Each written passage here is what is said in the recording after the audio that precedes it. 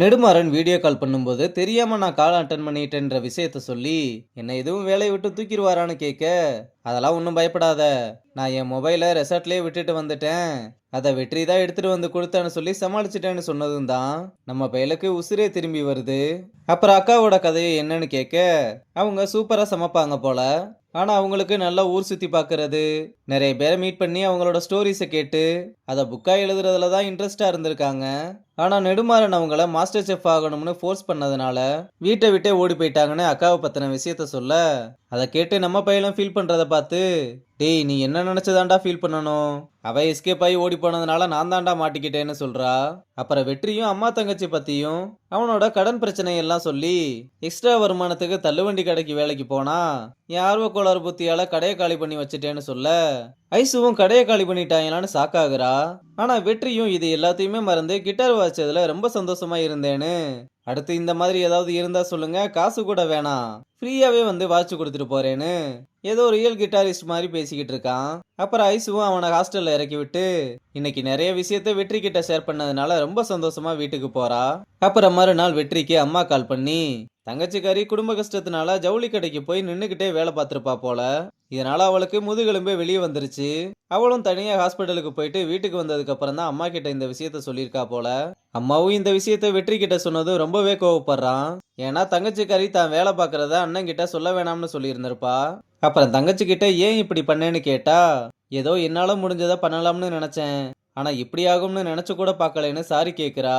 வெற்றியும் சரி நீ ரெஸ்ட் எடுன்னு சொல்லி காலை கட் பண்ணிட்டு ரொம்பவே ஃபீல் பண்ணிக்கிட்டு இருக்கான். இங்க ரகுபதி ரியாவை வீட்டுக்கு வர சொல்லி கன்வின்ஸ் பண்ண ட்ரை பண்ணா, அவ எனக்கு இங்க இருக்க தான் பிடிச்சிருக்கு, என்ன கேர் பண்ண ஐசு இருக்கா, ராஜன் இருக்கான், அதுவும் இல்லாம இங்க இருந்தாதான் நான் கொஞ்சமாவது ஹாப்பியா ஃபீல் பண்றேன்னு சொல்றா. அவரும் உனக்கு இங்க இருக்கதான் சந்தோஷம்னா தாராளமா இருமான்னு சொல்லிட்டு, ஆனா உனக்கு எது வேணும்னாலும் உடனே அப்பாவுக்கு கால் பண்ணுன்னு சொல்லிட்டு போறாரு. அப்புறம் ராஜன் கிட்ட வந்து, ரியாவோட வாழ்க்கையில இப்ப எந்த மாதிரி சுச்சுவேஷன் போய்கிட்டு இருக்குன்னு உனக்கு நல்லாவே தெரியும், அதனால இப்ப நீ தான் அவளை பாத்துக்கணும்னு சொல்லிட்டு போறாரு. அங்க கட் பண்ணா ஜான் ரூம் சர்வீஸ் பாய்ஸ திட்டிக்கிட்டு இருக்க, வெற்றியும் வந்து என்னாச்சுன்னு கேட்டதும், என்னப்பா வெற்றி இப்படி கேக்குற, உனக்கு தெரியாம இங்க ஏதாவது நடக்குமான்னு ஒருத்தனை போய் மேனேஜரை கூப்பிட்டு வர சொல்லி அனுப்பிட்டு, கெஸ்ட் கிட்ட இங்க நிறைய வெரைட்டியான ஃபுட்ஸ் எல்லாம் இருக்கும்போது ஏன் சார் வெளியே ஃபுட்டு வாங்கி சாப்பிட்றீங்கன்னு கேட்குறான். அதுக்கு அவரும் உங்ககிட்ட வெரைட்டியான ஃபுட்ஸ் எல்லாம் இருக்குன்னு எனக்கும் தெரியும், ஆனா இங்க ஸ்டார்டிங் பிரைஸே 700 800ன்னு இருக்கு, இந்த பிரைஸுக்கு நான் வெளியே 3 வேளையுமே சாப்பிட்டுருவேன்னு சொல்றாரு. சார் நீங்க இங்க சாப்பிட்றது ஒன்றும் நார்மல் ஃபுட்டு இல்ல, நாங்க இங்க ஃப்ரெஷ்ஷான பொருட்களை மட்டும்தான் பயன்படுத்துறோம், அது மட்டும் இல்லாம இங்க சமைக்கிறது த மாஸ்டர் த கோட் நெடுமாறன்னு பில்டப் கொடுத்து நல்ல சாப்பாடு இருந்தா அதுக்கேத்த மாதிரியான பிரைஸ் தான் இருக்கும்னு சொல்றான்.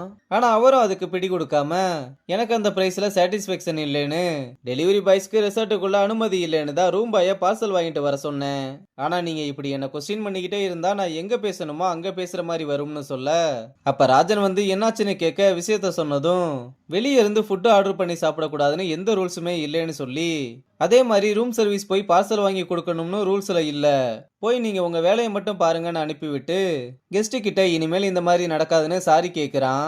இதனால ஜானு ராஜன் மேல செம்ம காண்டல இருக்காப்ல.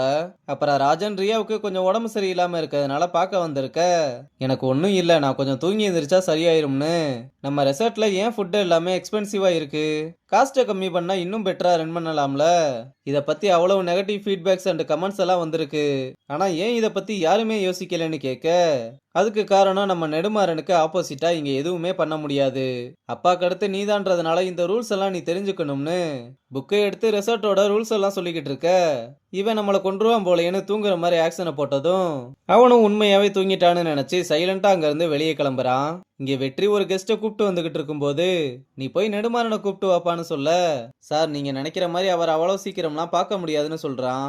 தம்பி அவன் என்னோட ஃப்ரெண்டு தான், லியோ வந்திருக்கேன்னு சொல்லு, கண்டிப்பா வருவான்னு சொல்றாரு.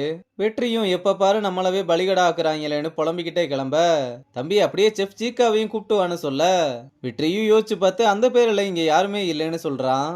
அப்புறம் வெற்றி நெடுமாறனை கூப்பிட்டு வர கிச்சனுக்கு வந்தா, ஜான் அவனை பார்த்ததுமே, ஐயோ இவன் வந்தாலே இந்த மனுஷன் டென்ஷன் ஆகி நம்மளை தூக்கி போட்டு மிதிப்பானேன்னு வேகமா வந்து உன் ஆர்டரை ஃபர்ஸ்ட் குடுறான்னு கேட்க, அதெல்லாம் ஒன்றும் இல்லை, யாரோ லியோன்னு நெடுமாறன் சாரோட பழைய ஃப்ரெண்டாம், அவர் இவரை பார்த்தே ஆகணும்னு ரூம்ல வெயிட் பண்ணிக்கிட்டு இருக்காருன்னு சொல்ல, நெடுமாறன் வெற்றி கிட்ட நேரடியா வர்றேன்னு சொல்லாம ஜானை கூப்பிட்டு பிளேட்டிங் முடிச்சிட்டு வரேன்னு சொல்லி அனுப்பிவிட, அவனும் வந்து அங்க சொன்னதை இங்க சொல்றான்.